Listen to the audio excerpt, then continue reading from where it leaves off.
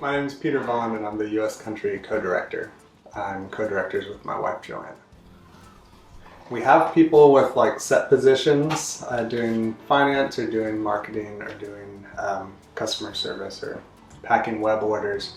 But then there's a whole bunch of other work that needs to be done that we don't have a particular person that does it. And so that's me. So I get to be doing IT stuff. I do a lot of graphic design and kind of work on our art and our aesthetic. That was my undergrad, was painting and drawing at UTC. It's important because a lot of the women that come to work here at our center don't come to Amani with a college education. A lot of them are not familiar with computers. A lot of them aren't really familiar with an office context or office protocols and stuff. And so their time working here is not only providing income for them and an opportunity for employment that they might not otherwise have, but it's also teaching a lot of valuable skills just so that if or when they move on from Amani, they're just more marketable. Who created it? Because each panel in the Unity Quilt represents a different tribe or a different country in Africa. It's eating spaghetti together.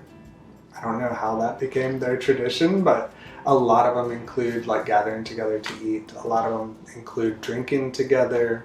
There's some that involve like spitting. There's one that involves a chicken somehow. And there's a lot of really interesting reconciliation traditions. And we wanted to capture those because it really captures a lot of the diversity that's at Amani. So it happens right before the workday begins. That's when prayer time happens, and that's optional. At about 10 o'clock, everybody gathers together, and that's a time of like singing and where you can really just have space to connect outside of work. Because most of the women at Amani are either refugees or they're women from the slums around Nairobi, and especially the refugees come to Amani not really having any community at all, and so Amani kind of becomes that community. So those times within the workday where they take their 10 o'clock tea, and then we have the time of singing and worship, and the ladies can relate then.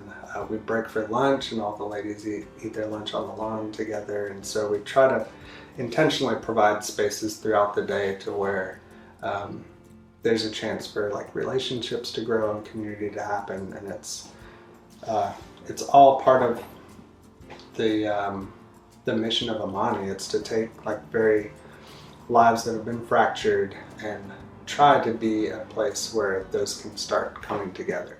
It's a winding path, basically. Why we adopted it as our logo is, if you notice at the bottom of it, it's multiple paths that all come up from the bottom, and then they all converge and then start following the same path going up, which is a really beautiful picture of the women and their experience at Amani, where from diverse ethnic backgrounds, diverse tribes, oftentimes like tribes that have been warring in their home countries, come to Amani, and you'll be working right next to somebody from another tribe, and just with that intentionality of peace and love and respect and all these beautiful things that humans are capable of, really emphasizing that, you see that kind of like broken and fractured path behind them converges, and they can start walking the same path in peace. And that's incredibly heartening when your experience has been living in a refugee camp or something like that. It just brings a lot of value to you as a person. So I forget what your original question was, but hopefully that answers it. You answered it. Cool.